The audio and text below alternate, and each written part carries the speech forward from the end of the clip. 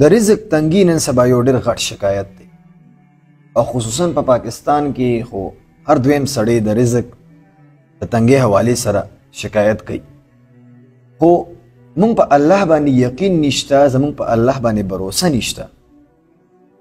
یو واقع درته بیانوم د ابن مسعود رضی الله تعالی عنہ.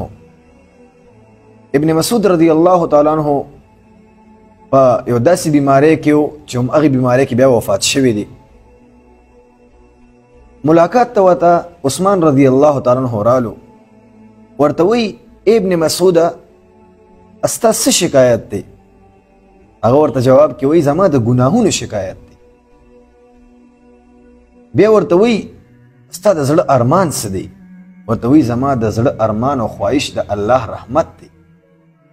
بیا ورته وی څه طبیب او څه حکیم به درته راولم چې علاج درته وکړي؟ او وی حکیم خو بیمار کړی یم. عثمان رضی الله تعالی عنہ ورته وی ښځه صحیح ده، څه مال او دولت خو به ته درکم، څه اشرفۍ به درته درکم. ورته وی ما ته ضرورت نشته.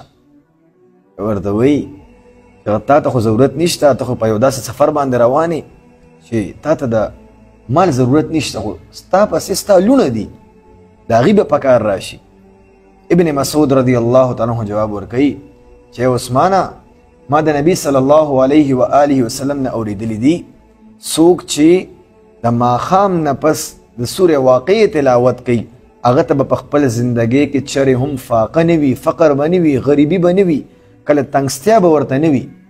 نو زما د خپل زندګۍ هم دا معمول دی چې همیشه د ماښامې سورې واقع تلاوت کومه، او زما خپل لوڼو ته دا وصیت دی او نصیحت دی چې تاسو هر ماښام د سورې واقع تلاوت کوئ. نو چرې به هم زما لوڼو ته د رزق مسله نه وي.